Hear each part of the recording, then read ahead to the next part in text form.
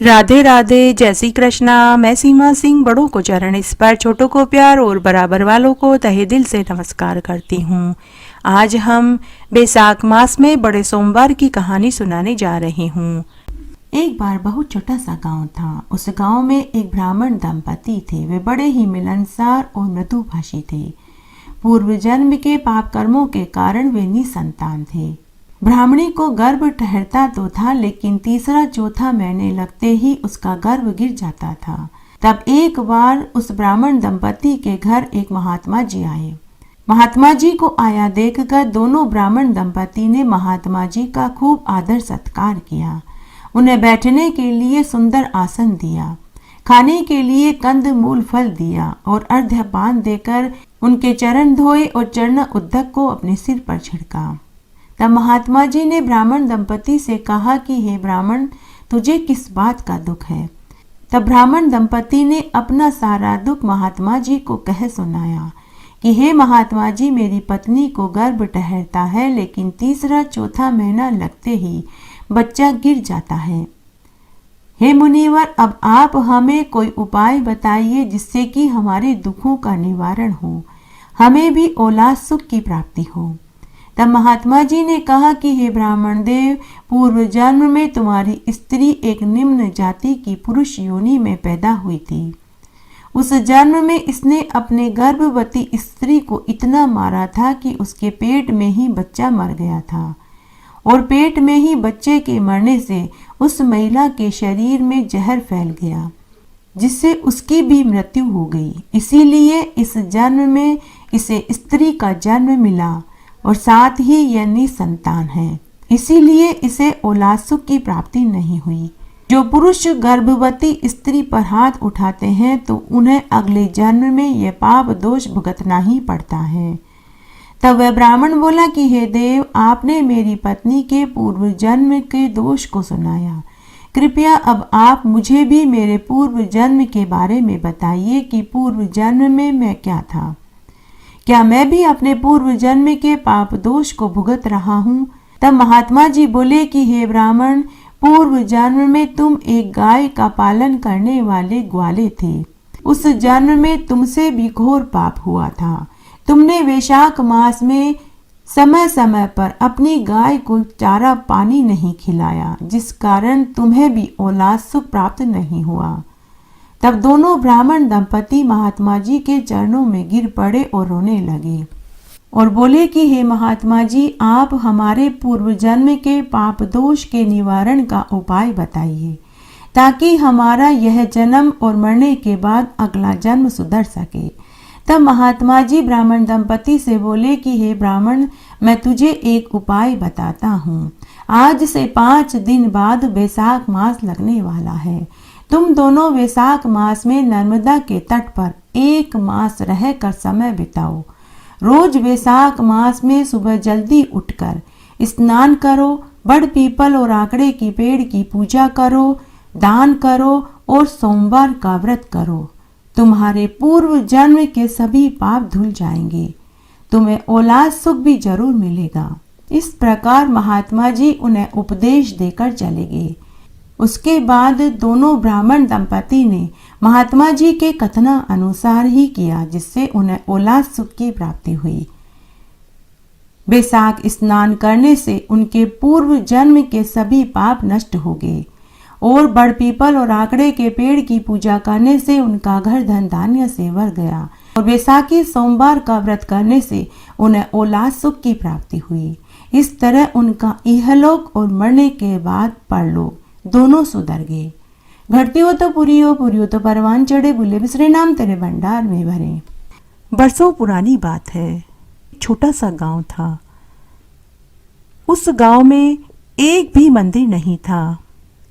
गांव वालों को पूजा करने के लिए और भगवान के दर्शन करने के लिए पड़ोस के गांव में जाना पड़ता था। पहले के जमाने में गांव में रोज रात्रि को चौपाल लगा करती थी। तब एक बार चौपाल पर सभी गांव के लोग बैठे हुए थे। तब गांव के पंडित ने पंचों से कहा कि हे पंचों, हमारे गांव में एक भी मंदिर नहीं है।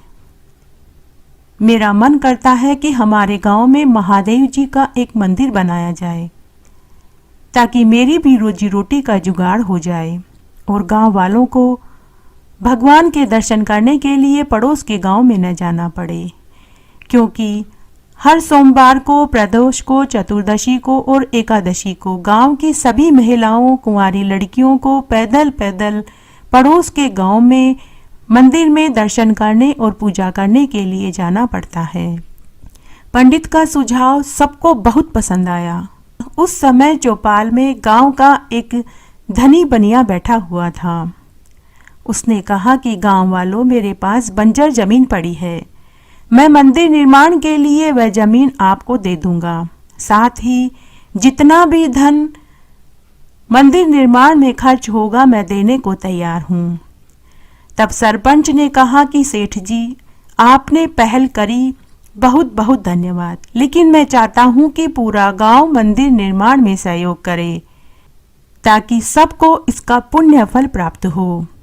जिसकी जितनी सामर्थ्य है उतना धन रुपया दान करे। उसी समय बहुत से गांव वालों ने मंदिर निर्माण के लिए उसी समय धन दे दिया।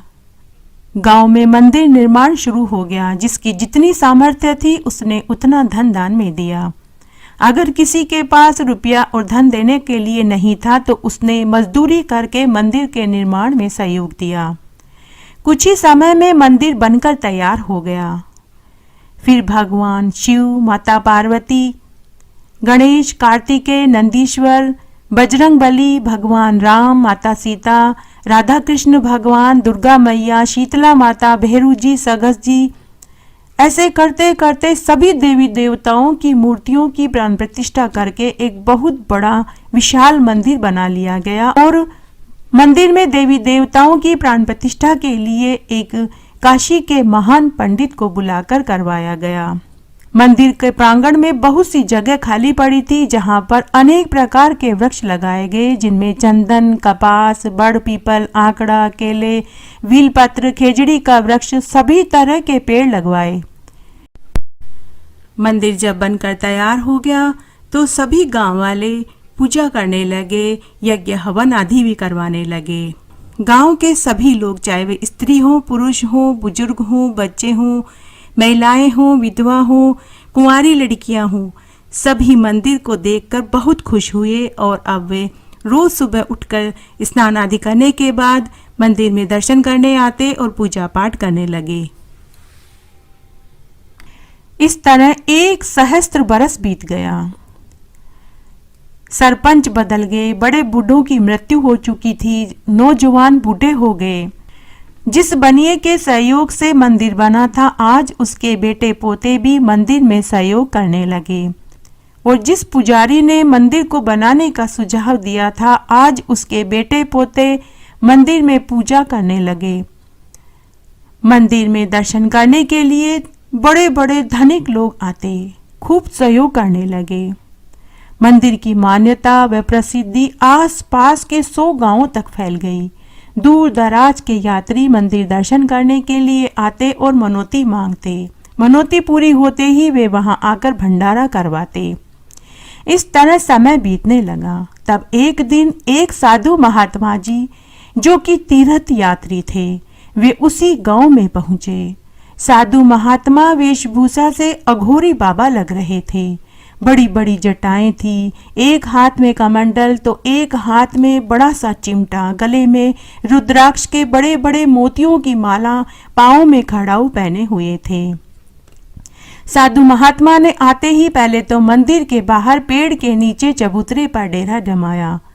गांव के सभी लोग उनके दर्शन करने आते और फल और दक्षिणा देकर और उनसे आशीर्वाद लेते। धीरे धीरे गांव के लोगों को वह साधु महात्मा प्रवचन सुनाने लगे। गांव के सभी बड़े बूढ़े, नौजवान, स्त्री, पुरुष साधु के पास प्रवचन सुनने के लिए आने लगे। धीरे धीरे साधु ने गांव वालों के मन में जगह बना ली।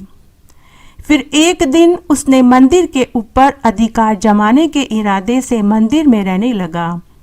उसने मंदिर के पुजारी को कहा कि अरे पुजारी, अब से मंदिर में पूजा पाठ मैं ही करूंगा और जो चढ़ावा आएगा वो भी मैं ही लूंगा।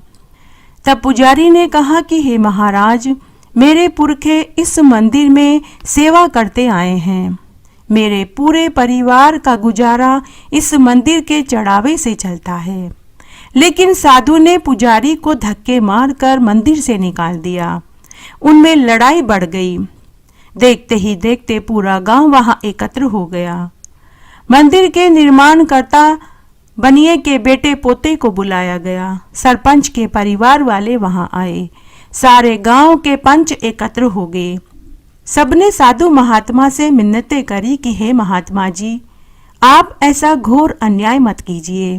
100 साल से इस मंदिर की देखभाल इसी पुजारी के घर वाले करते आए हैं। अगर आप रहना चाहते हैं तो यहाँ जरूर रहें। आपके खाने पीने और रहने की पूरी व्यवस्था गांव वाले कर देंगे। लेकिन वह साधु नहीं माना। तभी वह साधु एक आरी लेकर आया और पुराने बरगद के पेड़ को काटने लगा। वह तो लालची निकला। वह पेड़ों को काटकर उनकी लकड़ी बेचकर पैसा कमाना चाहता था, क्योंकि उस मंदिर परिसर में अनेक बड़े बड़े घने वृक्ष थे। लोगों ने साधु को बहुत मना किया कि साधु महात्मा जी, बैसाख का महीना है। यह घना छायादार हरा भरा बरगद का वृक्ष 100 साल पुराना है। गांव के सभी लोग यहाँ पूजा करते हैं, सरसों के तेल का दीपक जलाते हैं। महिलाएं, कुंवारी लड़कियां कार्तिक, बैसाख, माघ, पुरुषोत्तम मास में बड़ पीपल और आंकड़े के और बरगद के पेड़ की पूजा करते हैं। तभी मंदिर का पुजारी बरगद के पेड़ के सामने आकर खड़ा हो गया और साधु महाराज से बोला कि हे साधु महात्मा जी, पेड़ को काटने से पहले आपको मुझे मारना होगा, तभी आप इस बरगद के पेड़ को काट पाएंगे। मैं आपको इस पेड़ को काटने नहीं दूंगा। इस पेड़ पर बहुत सारे पक्षियों के घोंसले हैं। इसकी छाया में गांव के जानवर आकर बैठते हैं। देखते ही देखते लड़ाई और बढ़ गई। सारे गांव वाले एक तरफ और वह साधु अकेला एक तरफ। तभी उस साधु को गुस्सा आ गया। वह बोला, हरिओम हरिओम, तुम लोगों को मेरी शक्ति का अंदाजा नहीं है। मैं तुम लोगों को शाप दे दूंगा। पुजारी बोला कि महात्मा जी, इतने दिन तक आप साधु होने का ढोंग कर रहे थे, आज आपकी असलियत सामने आ गई। यह सुनते ही उस साधु का मुंह गुस्से से लाल हो गया। उसने कहा कि ठहर पुजारी, मैं तुझे अभी अपने शाप से भस्म करता हूँ। और उसने हाथ में जल लिया, आंखें बंद करके जोर जोर से मंत्र पढ़ने लगा। गांव के लोगों में से कुछ लोग कहने लगे कि यह साधु जो कहता है उसे मान लेते हैं, नहीं तो यह हमारे गांव को शाप दे देगा। लेकिन जो लोग भगवान महादेव पर विश्वास करते थे, उन्होंने कहा, हम भगवान महादेव के परिसर में खड़े हैं, महादेव जी ही हमारी रक्षा करेंगे। लोगों का विश्वास जीत गया। तभी एक चमत्कार हुआ। भगवान महादेव की मूर्ति पर लिपटा हुआ नाग अपने साक्षात रूप में प्रकट हो गया और रेंगते रेंगते और मंदिर के पास उसी बरगद के पेड़ के पास पहुंच गया। सारे गांव वालों ने डरते डरते उसे रास्ता दे दिया।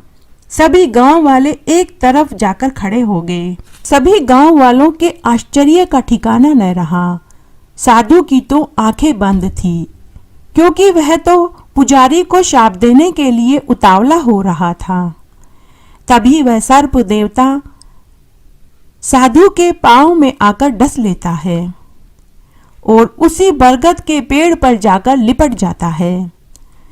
सारे गांव वाले हाथ जोड़कर श्री शिवाय नमस्तुभ्यम, श्री शिवाय नमस्तुभ्यम जोर जोर से बोलने लगे। साधु उसी क्षण जमीन पर गिर पड़ा। उसका पूरा शरीर नीला पड़ गया और मुंह में से झाग निकलने लगे। थोड़ी देर बाद साधु की मृत्यु हो गई। तभी वहां आकाशवाणी हुई कि गांव वालों, आज बैसाख सोमवार का दिन है। जो मनुष्य बैसाखी सोमवार का व्रत करेगा, महादेव जी व माता पार्वती जी की पूजा करने के साथ बड़ पीपल और आंकड़े के पेड़ को सींचेगा, उसकी सभी मनोकामनाएं पूरी होगी।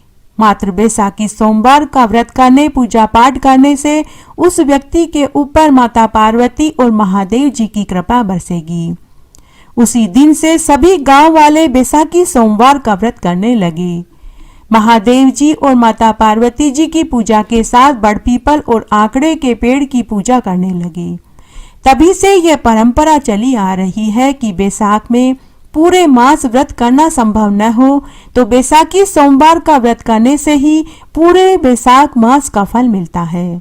और मनुष्य जिस कामना से व्रत करता है, भगवान महादेव उसकी उसी कामना को पूरी करते हैं। तो हे देवों के देव महादेव जी, जैसे आपने गांव वालों की रक्षा करी वैसे सबकी करना। कहानी कहने वाले, सुनने वाले और हुक्कारा भरने वाले सबकी मनोकामना पूरी करना। एक बार माता पार्वती जी भगवान शंकर से बोली कि हे देव, बहुत दिन हो गए हैं, मैं मायके जाना चाहती हूँ। तब भगवान शंकर बोले कि प्रिय, अगर आप चली जाएंगी तो मेरी सेवा कौन करेगा, कौन मेरे लिए भांग रगड़ेगा। हे प्रिय, कैलाश पर मैं अकेला तुम्हारे बिना कैसे रह पाऊंगा। तुम्हारे बिना रहना मेरे लिए किसी पीड़ा से कम नहीं, मैं अकेला नहीं रह पाऊंगा। तब माता पार्वती जी बोली कि हे महाराज, मुझे कुछ दिनों के लिए आप भेज दीजिए। इस बार मैं अपनी सखियों के साथ 16 दिनों की गणगौर पूजना चाहती हूँ। तब शंकर भगवान बोले कि प्रिय, तुम वापस कब आओगी। तब माता पार्वती जी मनी मन सोचने लगी कि अगर मैंने ईश्वर को दिन बता दिया तो मुझे उतने ही दिन में वापस कैलाश पर आना पड़ेगा। कोई ऐसा उपाय सोचती हूँ कि शंकर भगवान को मेरी याद भी न आए और मैं ज्यादा से ज्यादा समय मायके में रुक सकूं। तब माता पार्वती जी शंकर भगवान से बोली कि हे महाराज, आप जिस दिन इस पारस पीपल के पेड़ के पूरे पत्तों को गिन लेंगे, आप उसी दिन मुझे लेने के लिए आ जाना। उस समय शंकर भगवान एक पारस पीपल के पेड़ के नीचे चबूतरे पर बैठे हुए थे। शंकर भगवान माता पार्वती जी की चालाकी को समझ नहीं पाए। उन्होंने कहा, ठीक है प्रिय, लेकिन आप अपने साथ नंद केसर को भी ले जाइए। माता पार्वती जी बोली कि नाड़िया को ले जाने की क्या जरूरत है, मैं अकेली ही चली जाऊंगी। लेकिन भगवान शंकर नहीं माने। भगवान शंकर बोले कि आप मेरे नाड़िए को लेकर के जाओ और साथ ही इसकी खूब सेवा करना, समय पर इसे चारा पानी देना, रोज नहलाना।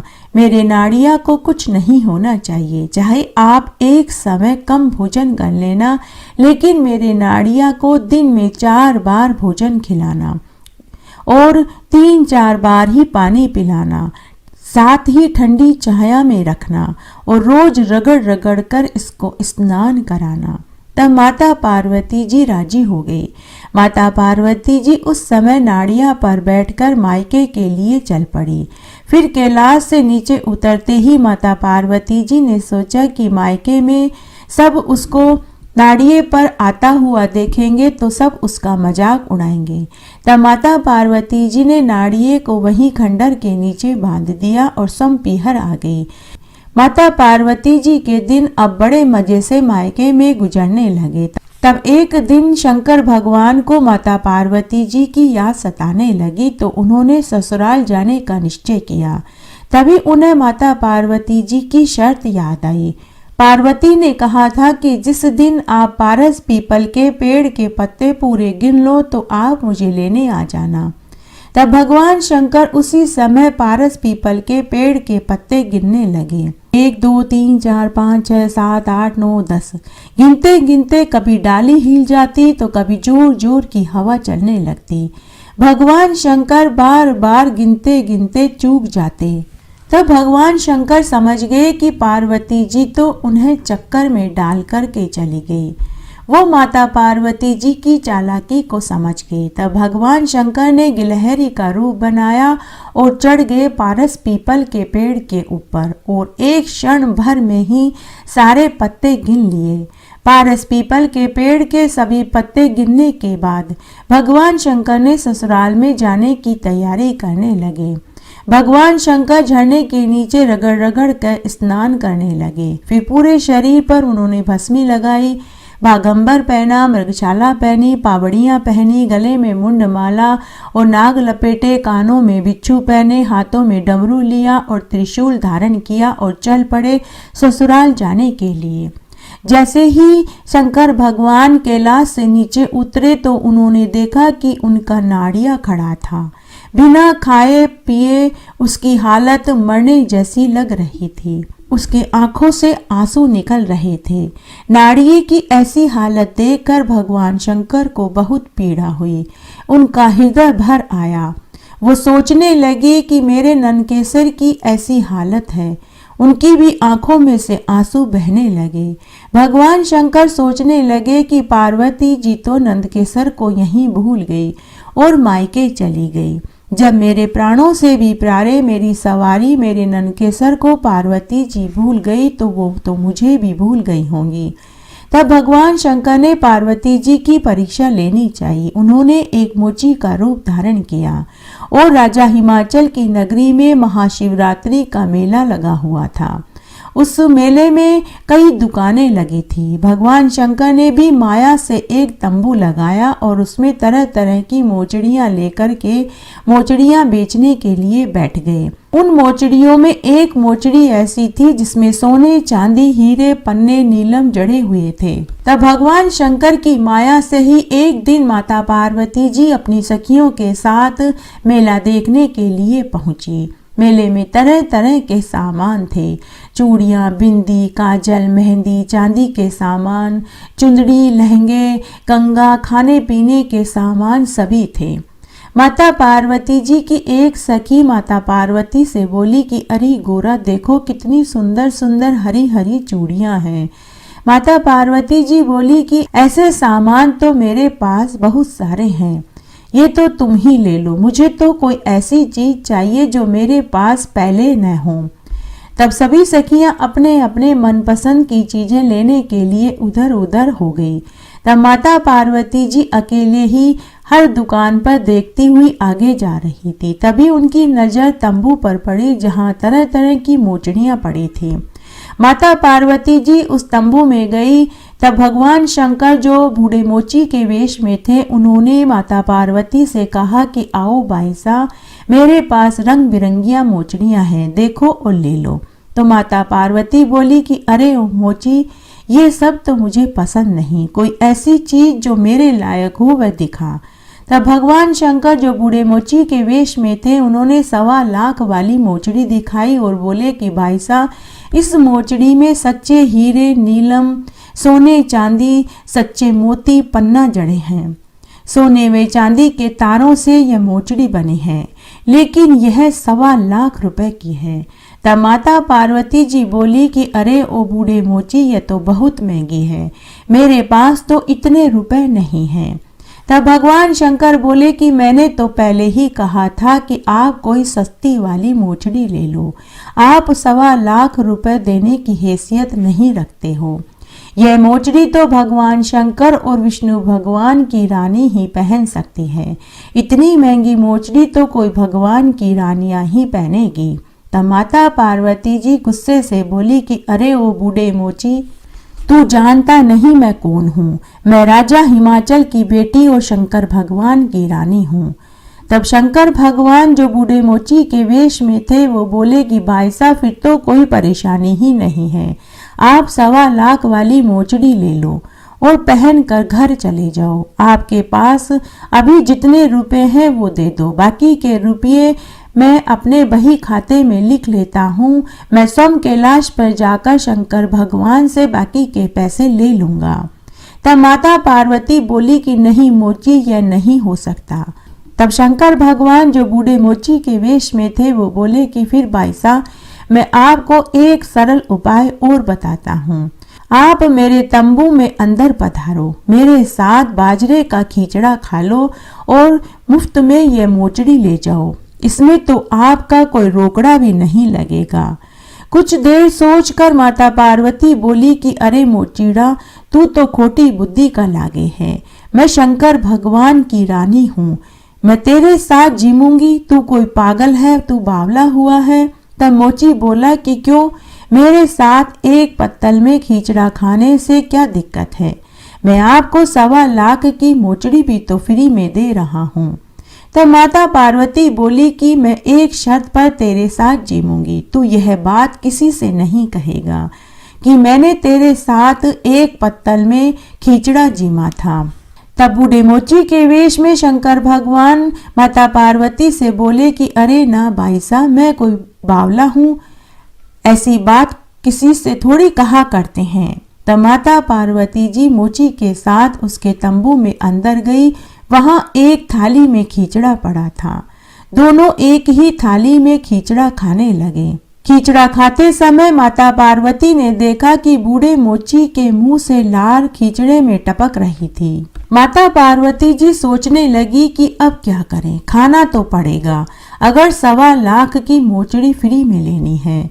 तब माता पार्वती जी ने आंखें बंद करी और खींचड़ा खाने लगी। आंख बंद करके खींचड़ा खाते समय माता पार्वती जी को नंदकेसर की याद आई और उन्हें अपनी गलती का एहसास हुआ। खींचड़ा खाने के बाद माता पार्वती जी ने 1.25 लाख की जूतियां पहनी और उसी समय कैलाश पर गई और नंदकेसर की हालत देखकर माता पार्वती जी डर गई। वह मनी मन सोचने लगी कि अगर शंकर भगवान को पता चलेगा कि उनके नंदकेसर की ऐसी हालत मेरी वजह से हुई है तो वे बहुत क्रोधित होंगे। माता पार्वती जी उन्हें लेकर मायके में आई और नंदकेसर की खूब सेवा पानी करने लगी। उधर शंकर भगवान वापस कैलाश पर गए और जब उन्हें नंदकेसर नहीं दिखा तो उन्होंने अपने अंतर्मन से पता लगा लिया कि माता पार्वती जी नंदकेसर को लेकर मायके में गई और उसकी सेवा पानी कर रही है। माता पार्वती नंदकेसर को अच्छे से अच्छा भोजन कराने लगी और उसकी खूब सेवा पानी करने लगी। उसके थोड़ी देर बाद ही शंकर भगवान माता पार्वती जी को लेने के लिए अपने ससुराल में पहुंच गए। राजा हिमाचल व मैना देवी ने अपने जवाई की खूब सेवा करी। फिर उन्होंने अपनी बेटी और जवाई को खुशी खुशी विदा कर दिया। भगवान शंकर गिरजा के साथ नंदकेसर की सवारी करते हुए वापस कैलाश पर जाने लगे। तब माता पार्वती जी बार बार अपने पैरों को ऊपर नीचे कर रही थी ताकि शंकर भगवान उनकी 1.25 लाख की जूतियां देख सके, लेकिन शंकर भगवान ने जानबूझकर जूतियों की तरफ देखा ही नहीं। आखिर थक हार कर माता पार्वती जी स्वयं शंकर भगवान से बोली कि हे देव, आप पूछेंगे नहीं कि मैंने ये जूतियां कहाँ से ली, कितने की ली और मुझे ये मोचड़ियां किसने दिलवाई। तब शंकर भगवान मुस्कुराते हुए बोले कि हे गोरा, पूछना क्या है, आप ऐसी मोचड़ी तो कभी भी ले सकते हो। आप फिर किसी मोची के साथ बैठकर खींचड़ा जीम लेना और मोचड़ी ले लेना। तब माता पार्वती जी ने अपनी दिव्य दृष्टि से पता लगा लिया कि वह मोची और कोई नहीं स्वयं शंकर भगवान ही थे। तब माता पार्वती जी बोली कि आपने मेरे साथ छल किया है, मैं आपसे इसका बदला अवश्य लेकर रहूंगी। इस तरह फिर बहुत समय व्यतीत हो गया। तब एक दिन माता पार्वती जी भगवान शंकर से इसका बदला लेने के लिए एक उपाय सोचने लगी। तब एक दिन उनको एक उपाय सूझा। तब माता पार्वती जी ने एक बहुत सुंदर भीलनी का वेश बनाया और पहुंच गई कैलाश पर। भीलनी की पायल की छम छम की आवाज कैलाश पर गूंजने लगी। भगवान शंकर भीलनी के रूप और यौवन से प्रभावित हो गए। शंकर भगवान ने पूछा कि अरे ओ सुंदरी, तुम कौन हो, तुम्हारे पिता कौन है, तुम्हारा पति कौन है, तुम यहाँ क्या कर रही हो। तो भीलनी बोली कि अरे ओ जटाधारी बाबा, मैं भीलनी हूँ। मेरे पिता का नाम हेमा भील और पति का नाम भंवर भील है। सावन का महीना है तो मैं बेल पत्र लेने के लिए कैलाश पर आई हूँ। तब शंकर भगवान बोले कि हे सुंदरी, तुम मेरी रानी बन जाओ, मैं तुम्हारे रूप और सौंदर्य पर मर मिटा हूँ। तब भीलनी क्रोधित होते हुए बोली कि अरे ओ जटाधारी बाबा, आप जानते नहीं मेरे पति को। मेरे पति उड़ती चिड़िया के पंख गिन लेते हैं। जब उसे पता चलेगा तो वे आपको यही मार गिराएंगे। और आपके तो पहले ही दो रानियां हैं, एक पार्वती और दूसरी सिर पर गंगा। अगर मैं भी यहाँ आ गई तो कैलाश पर क्लेश मच जाएगा। तब शंकर भगवान भीलनी रूप में माता पार्वती से बोले कि हे सुंदरी, मैं कोई तुम्हें बावला नजर आता हूँ? मैं पार्वती को मायके भेज दूंगा और गंगा को प्रवाहित कर दूंगा। तुम अकेली कैलाश पर राज करोगी। फिर से भीलनी बोली कि देखो हे सदाशिव अमरापुरकर, न तो मैं बैल पर बैठूंगी, न सिंह पर, और न ही किसी रथ पर बैठूंगी, और न ही मैं पैदल चलूंगी। मुझे मेरा पति अपने कंधे पर बैठाकर रखता है। अभी मेरा पति कैलाश पर मुझे कंधे पर बैठाकर ही छोड़ कर गया था, और अभी वापस आएगा तो वह मुझे अपने कंधे पर बैठाकर ही लेकर जाएगा। तब शंकर भगवान बोले कि हे सुंदरी, बस इतनी सी बात? अरे तुम कहो तो मैं तुम्हें अपने हाथों पर बैठा लूं, मैं भी तुम्हें अपने कंधे पर बैठाकर रखूंगा। तब माता पार्वती ने कहा, हाथ कंगन को आरसी क्या, पढ़ने वाले को फारसी क्या, अभी बिठाओ। तब शंकर भगवान ने दोनों हाथ जमीन पर टिकाए तो भीलनी उचक कर भगवान शंकर के कंधे पर जाकर के बैठ गई, और बैठते ही माता पार्वती जी के साक्षात रूप में आ गई। तभी वहां नारद मुनि और 33 कोटि देवी देवता भी उपस्थित हो गए, और सभी ने उनके ऊपर फूलों की बरसात करी। नारद जी ने शंकर भगवान से कहा कि हे देव, आज आप माता पार्वती जी को कंधे पर बैठाकर कहाँ लेकर जाने की तैयारी कर रहे हो? तभी शंकर भगवान ने माता पार्वती जी को कंधे से नीचे उतारा। भीलनी के जगह शंकर भगवान ने माता पार्वती जी को देखा तो वे पूरा माजरा समझ गए और थोड़ा शर्माने लगे। तब सभी देवी देवता माता पार्वती और शंकर भगवान की नोक झोंक से प्रभावित हुए बिना नहीं रह पाए। उसके बाद सभी देवता अपने अपने लोक में चले गए तो नारद मुनि भी नारायण नारायण करते हुए वापस अपने धाम को चले गए। एक बार की बात है, मृत्युलोक में एक राजा और एक ज्ञानी महात्मा जी में इस बात पर ठन गई कि कौन सच्चा शिव भक्त है। वो दोनों रोज शिव मंदिर में घंटों पूजा पाठ यज्ञ हवन किया करते थे। ज्ञानी महात्मा जी भगवान शिव का मंत्रों और फूलों से अभिषेक करते थे, तो उधर राजा भगवान शिव का सोने चांदी हीरे मोती के आभूषणों से अभिषेक करते थे। राजा ने अपना पूरा राजकोष भगवान शिव की पूजा में ही खर्च करता था। राजा ने प्रजा के सुख दुख की ओर ध्यान देना ही बंद कर दिया। उधर ज्ञानी महात्मा भी सच का मार्ग छोड़कर मात्र दिखावा कर रहे थे। उस नगरी के नगरवासियों ने जब राजा और ज्ञानी महात्मा जी को शिव जी की पूजा करते हुए देखा तो वे सब भी पूजा अपने अपने तरीके से करने लगे। कैलाश पर बैठे बैठे माता पार्वती जी और महादेव जी ये सब कुछ देख रहे थे। तब एक दिन माता पार्वती जी ने महादेव जी से कहा कि हे देव, मृत्युलोक में एक राजा और एक महात्मा आपकी बहुत पूजा पाठ करते हैं, आपको उनको दर्शन देना चाहिए। तब महादेव जी मुस्कुराते हुए बोले कि हे कल्याणी, हे देवी, ये दोनों तो मात्र दिखावा कर रहे हैं। तब माता पार्वती जी नहीं मानी, जिद पकड़कर बैठ गई। तब महादेव जी और माता पार्वती जी ने अपना रूप बदला। तब महादेव जी ने कोढ़ी का वेश बनाया और माता पार्वती जी ने एक बहुत सुंदर युवती का वेश बनाया। उसी गांव में उसी शिव मंदिर की सीढ़ियों पर आकर के बैठ गए। भगवान शिव जो कोढ़ी वेश में थे, उनके शरीर पर मक्खियां भिनभिना रही थी, नाक में से सेड़ा निकल रहा था, आंखों में कीड़ भरे हुए थे और शरीर पर से रह रह कर खून रिस रहा था। भगवान ने ऐसा रूप धरा था कि जो भी देखता था वही इंसान मुंह मोड़ लेता था, नाक मुंह सिकोड़ लेता था। जबकि माता पार्वती जी ने एक बहुत सुंदर कोमल 16 साल की नव युवती का रूप धरा था। उस शिव मंदिर में गांव के सभी लोग भगवान महादेव के दर्शन करने के लिए सीढ़ियों से चढ़ और उतर रहे थे, लेकिन जो भी उनको देखता वो नाक मुंह सिकोड़कर मुंह पर रुमाल रख कर चला जाता और कहता कि देखो कितनी सुंदर युवती है, परंतु इसका नसीब कितना खराब है, एक बदसूरत कोढ़ी युवक इसका पति है।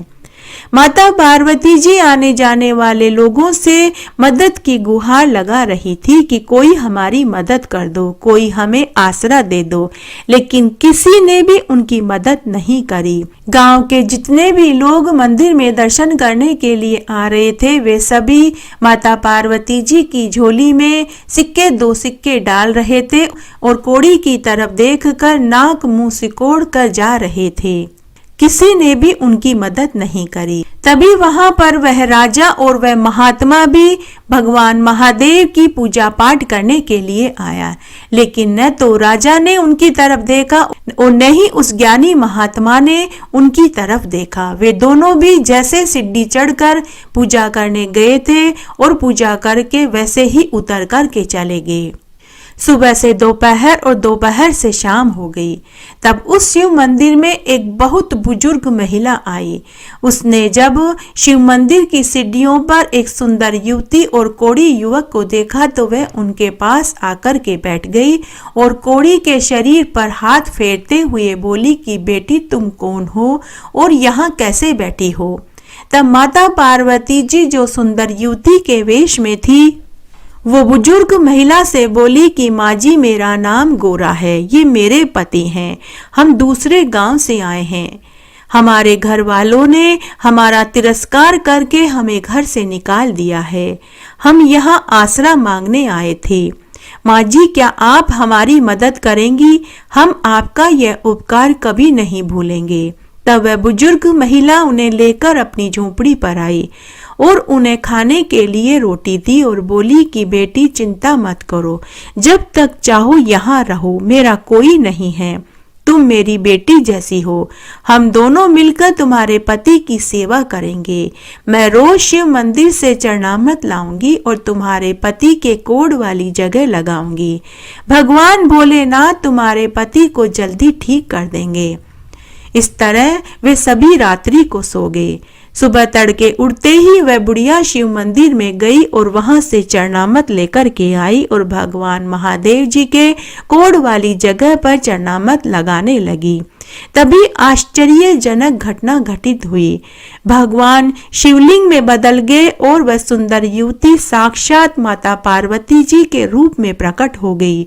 बुढ़िया उनके चरणों में गिर पड़ी। तब भगवान शिव और माता पार्वती जी ने बुढ़िया को पूरी बात बताई कि हम इस गांव में यह रूप धर कर शिव भक्तों की परीक्षा लेने के लिए आए थे, लेकिन बुढ़िया माई तुमसे बड़ा भक्त हमें कोई नहीं मिला। हम दोनों तुमसे बहुत प्रसन्न हैं, तुम कोई वर मांगो। तब वह बुढ़िया बोली कि हे महादेव जी, माता पार्वती जी, मुझे आपके दर्शन हो गए, मेरा तो जीवन सफल हो गया, अब मुझे कुछ नहीं चाहिए, आप मुझे अपने साथ शिवलोक में ले चलिए। तभी वहां पर एक देव विमान आया। उसमें महादेव जी, गोरा और वह बुढ़िया माई सुंदर देह धारण करके अलौकिक कीमती आभूषण पहनकर शिवलोक जाने लगी। तब उसी शिव मंदिर के भक्तों ने उन्हें देव विमान में बैठकर जाते हुए देखा।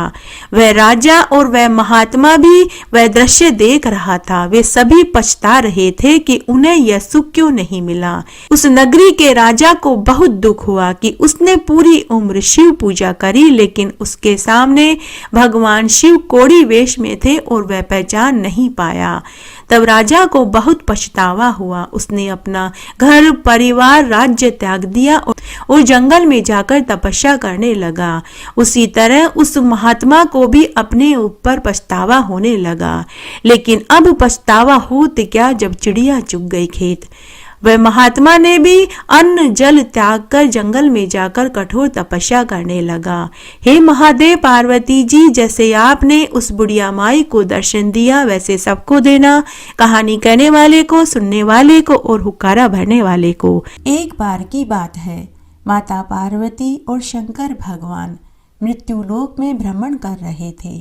तब माता पार्वती जी ने देखा कि पृथ्वी पर बहुत लोग महादेव जी की पूजा पाठ कर रहे थे। मंदिरों और देवालयों में हर हर महादेव की गूंज उठ रही थी। आरती, यज्ञ और भजन कीर्तन और रात्रि जागरण से वातावरण गुंजायमान हो रहा था। तब माता पार्वती जी ने महादेव जी से कहा कि हे देव, पृथ्वी पर लोग आपकी कितनी पूजा पाठ करते हैं, आपको उनकी मनोकामनाएं पूरी करनी चाहिए। तब महादेव जी पार्वती जी से बोले कि हे प्रिय, ये लोग तो मात्र दिखावा करते हैं, असली भक्त तो बिरले ही हैं। परंतु पार्वती जी नहीं मानी। तब महादेव जी और पार्वती जी ने लोगों की परीक्षा लेनी चाहिए। तब भगवान शंकर ने एक कोढ़ी का वेश बनाया और माता पार्वती जी ने 16 साल की सुंदर विवाहित स्त्री का पति पत्नी का वेश बना करके मृत्युलोक में आ गए। तब भगवान ने माता पार्वती जी से कहा कि हे प्रिय, तुम्हारी नज़र में मेरा सबसे बड़ा भक्त कौन है? सबसे पहले तुम मुझे वहीं लेकर चलो। तब माता पार्वती जी ने महादेव जी से कहा कि हे स्वामी, मृत्युलोक में एक ग्वाला आपका सबसे बड़ा भक्त है। वह रोज आपके शिवलिंग पर गाय के दूध दही घी से अभिषेक करता है। तब वे ग्वाले के घर के आंगन में पहुंच गए। जब कोढ़ी व सुंदर महिला को ग्वाले ने अपने आंगन में देखा तो वह पूछने लगा कि तुम कौन हो और यहाँ क्यों आए हो? तब माता पार्वती जी ने ग्वाले से कहा कि अरे भाई, हम दूसरे गांव से आए हैं। हमारे घर वालों ने हमें निकाल दिया है। ये मेरे पति हैं जो कोढ़ से पीड़ित हैं। हमें आसरा चाहिए। भाई, मैं आपके घर का सारा काम कर दूंगी। बदले में आप हमें 2 समय का भोजन दे देना। हम आपके घर के आंगन में एक कोने में पड़े रहेंगे।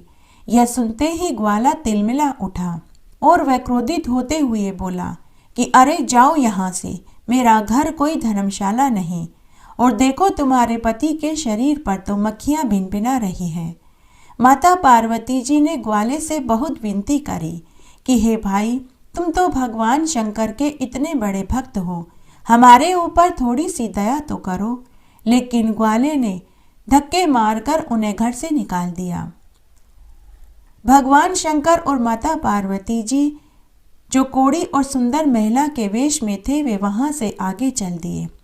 वहां से आगे जाने के बाद माता पार्वती जी ने भगवान शंकर से कहा कि हे स्वामी, अब मैं आपको आपके दूसरे भक्त के पास लेकर चलती हूँ। मुझे पूर्ण विश्वास है कि वह जरूर हमारी मदद करेगा। तब वे एक बनिए के घर पहुंचे। वह बनिया भी रोज शिव मंदिर में घंटों बैठकर महादेव जी की पूजा पाठ, हवन और दान पुण्य करता था। लेकिन उस बनिए ने भी वही किया जो ग्वाले ने किया। अब माता पार्वती जी शंकर भगवान को लेकर एक अमीर सुनार के घर गई। वह सुनार भी भगवान महादेव का अभिषेक सोने चांदी के आभूषणों से करता था। लेकिन उसने भी जब देखा कि उसके घर के बाहर कोढ़ी खड़ा है, जिसके शरीर पर खून रिस रहा है, मक्खियां भिन भिना रही है, तो उसने भी नौकरों से कहकर उन्हें घर से निकाल दिया। अब तो माता पार्वती जी दुखी हो गई और वे बोली कि हे स्वामी, ये लोग पूजा पाठ, हवन, यज्ञ तो खूब करते हैं, फिर ये इतने कठोर और निर्दयी हृदय के क्यों हैं? ये क्यों किसी निर्बल औरत और गरीब कोढ़ी की मदद नहीं करते?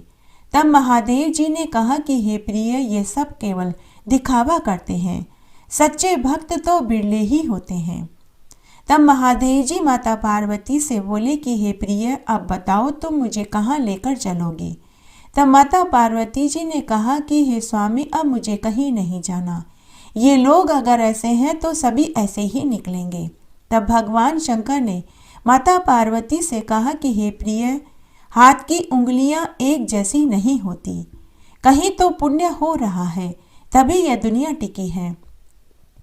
अगर सभी पापी होते तो ये दुनिया कब की खत्म हो जाती। हे प्रिय, चलो मैं तुम्हें मेरे सच्चे भक्त से मिलवाता हूँ।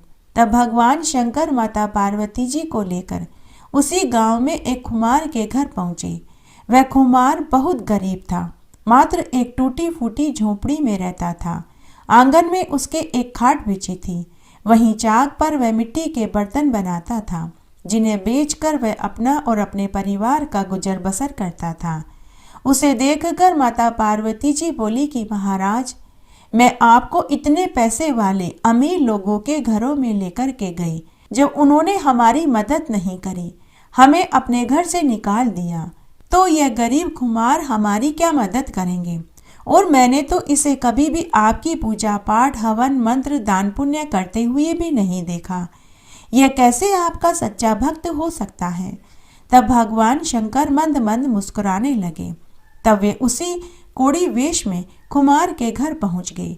उन्हें देखते ही दोनों कुमार दंपति बहुत प्रसन्न हुए और आदर के साथ वे उन्हें अपनी झोपड़ी में लेकर आए, खाट पर बैठाया और छाछ रोटी खाने को दी। कुमार ने भगवान शंकर के कोड़ को ठंडे पानी से धोया और फिर अपने अंगोछे से पोंछा, घावों पर दवाई लगाई। कुमारन माता पार्वती जी को तसल्ली देते हुए बोली कि बेटी चिंता मत करो, तुम्हारा पति बहुत जल्दी ठीक हो जाएगा। तुम दोनों जब तक चाहो यहाँ रह सकते हो, हम तुम्हारा बहुत ध्यान रखेंगे। माता पार्वती व महादेव जी आंखों ही आंखों में इशारा करने लगे। महादेव जी माता पार्वती जी को इशारे में कहने लगे कि देखो, यह है मेरा असली भक्त। माता पार्वती जी ने भी आंखों से ही कहा कि आप सच कहते हैं।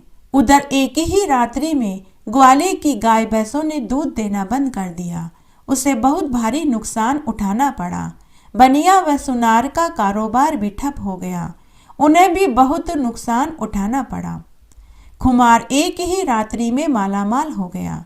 सुबह जब कुमार दंपति सोकर उठे तो उन्होंने देखा कि झोपड़ी में कोई नहीं था। उनकी झोपड़ी सुंदर महल नुमा मकान में बदल चुकी थी। घर में अन्न धन के ढेर पड़े थे। जहाँ माता पार्वती जी बैठी थी वहाँ सोने चांदी की जड़ी चूंदड़ी की साड़ी मिली और जहाँ भगवान शंकर बैठे थे वहाँ कमंडल पड़ा हुआ मिला। दोनों कुमार दंपति समझ गए कि वे कोड़ी वेश में और सुंदर स्त्री वेश में कोई और नहीं, सब माता गौरा और महादेव जी थे। उस कमंडल में जिस चीज की भी इच्छा से कुमार दंपति हाथ डालकर चीज निकालते, उसमें से वही चीज निकलने लगी। कुछ ही समय में वे बहुत अमीर हो गए। पुत्र पौत्र धन वैभव सभी हो गया और वे इस जीवन का सुख भोग कर मरने के बाद शिवलोक को प्राप्त हुए। जय हो शंकर भगवान की। इस तरह आज मैंने आपको बैसाख मास के सोमवार की कथा सुनाई। मेरे साथ बने रहने के लिए आपका धन्यवाद। आगे की कथा कहानी के लिए भी आप इसी तरह मेरे साथ बने रहें। धन्यवाद।